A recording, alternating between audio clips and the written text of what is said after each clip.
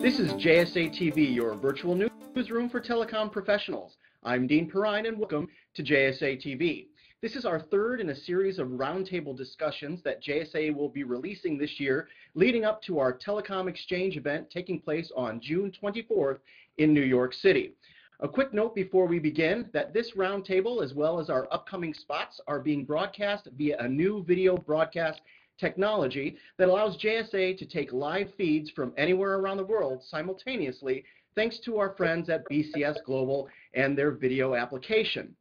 The webcast is best viewed on Google Chrome desktop browser, and so hello to our online viewers watching live in internet land. We appreciate your joining us, and I understand that we've got quite a crowd, so let's get going. Today we're going to be discussing intelligent data centers, and I'm honored to introduce our three distinguished panelists. They are Mr. Tim Kiser. Tim is the owner and founder of Colo ATL. Colo ATL is a neutral co-location facility offering data center and interconnection services in Atlanta, Georgia. We have Mr. Luke Norris. Luke is the CEO and founder of Faction. Faction is an infrastructure as a service cloud provider delivering cloud with extreme performance, deep access, and broad customization. Last but certainly not least is Mr. Todd Raymond. Todd is the managing director and CEO of 1547 Critical Systems Realty. 1547 is a developer and operator of custom designed data centers. Gentlemen, welcome to JSA TV. Let's go ahead and get started. I'm going to kick this one off and send it right to Mr. Tim Kiser. Tim, not long ago, the data center operator's mantra was simply space and power. That's changed a lot over the last 5 to 10 years. What's driving this change? Thank you, Dean. And the space and power is still today going on, but you have to have some more services to offer. We offer what we call the Georgia Technology Center, where we have actually vendors bring their equipment in and show it off to our tenants to help increase, cloud activity and things of that nature. We also did a peering exchange we call SNAP, Southeast Network Access Point.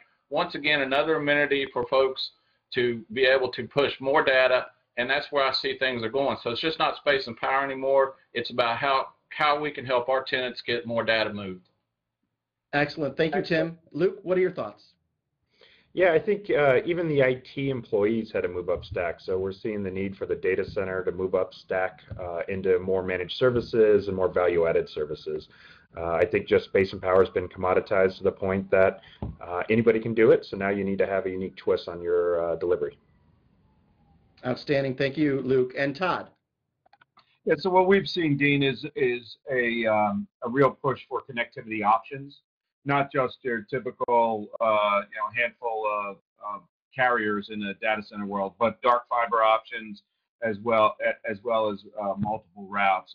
Really, in the wholesale data center space, there's been a greater focus in the last 2-3 years on connectivity options and latency issues. Very good. Thank you, Todd. Next question. Has network technology evolution changed or influenced the way data center operators do business? Todd, we'll start off with you.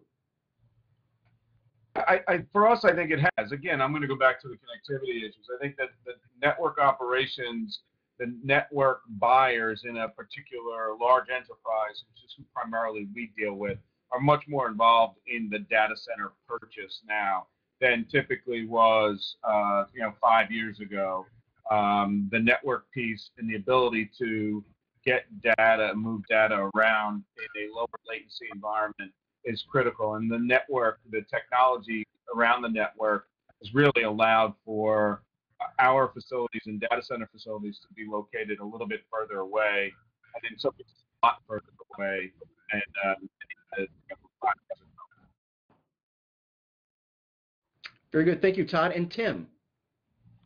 We have the same. We're located in downtown metropolitan Atlanta, and it's all about networks. We have the layer 1 service just continues to go, but now a lot of folks in our room, they want to offer anywhere from layer 2 to layer 7 services. So with the cloud, all the new technology, it just seems like they got smaller equipment, puts out more power. So it's a challenge for anywhere downtown, and as Todd mentioned, out in the rural areas, there's a lot more rural networks, and they're all positive, but they all got to tie together. Very good. Thank you, Tim. And Luke? Generally, the network technology has pretty much eliminated the bandwidth constraint from a speed perspective, 10 gig and 100 gig. But now nobody's actually solved sort of the speed of light equation, and that's latency. So you're seeing the density of data centers and the amount of carriers that they have to have, bringing the value. Sort of the older data centers have a leg up in that, but some of the newer data centers, as Todd said, are getting some great dark fiber options and bringing in the density of carriers they need to get that lower latency solution in rural areas, not just sort of in the downtown metropolitans. Excellent. Thank you, Luke. Next question. How vital are strategic partnerships beyond simply that of the operator-tenant relationship? And Luke, we'll stay with you. So I think, once again, if a data center is going to add value, it's not just the carriers and the connectivity options it has, but it's also the ecosystem within that data center. We're seeing some great partners bring in, say, Comcast and their SDN technology. Or maybe you need a low latency connection to Facebook to actually deliver a better marketing service. So it's really what ecosystem you build up in the data center is now starting to provide real value to the other customers that you want to bring into said data center. Excellent. Thank you. And how about you, Todd? What are your thoughts? So from our perspective as a data center developer and operator, the landlord, if you will, we like to partner with people like Luke's company, who can come in and provide a service that's above and beyond what we do. We have our data center in Orangeburg, New York, which just had its grand opening last week. We partner with a firm that provides cloud and managed hosting and co-location. They'll sell a cabinet by cabinet or a half a rack or what have you. That's not something that we would do as, we sell them the 20,000 square foot on a lease of turnkey space, and then they populate it with a smaller space. I think those kind of partnerships for us, in addition to some of the partnerships with the carriers, have been very fruitful for us. Very good. Thank you, Todd. And Tim? Well, it's essential for us because Colo ATL, we're basically a space and power type of technology, and we offer no monthly reoccurring cross-connect fees. So a lot of folks love to come with us because they can interconnect, and it just seems to be growing. I mean, all the cell towers, everybody's using the cellular phones, the Samsung Droids, the iPhones. All these functions come back to our facilities, and there's enough to go around. I mean, I love the partnerships, like Todd and Luke's company. There's a lot of technology going on, and it changes almost monthly, and you almost got to have partnerships so we can talk about it to keep up with it. Excellent. Thank you, Tim. And last question. How will data center or meet me room operators stay competitive in 2015 and beyond? What are your predictions? And Tim, we'll start with you. Well, I know for us, it's a layer one service. I mean, you just keep adding all the network operators on layer one, bring them to a room where they can interconnect with, essentially the world. A lot of folks just say, hey, it's just in Georgia or in the United States. It's phenomenal how this business works.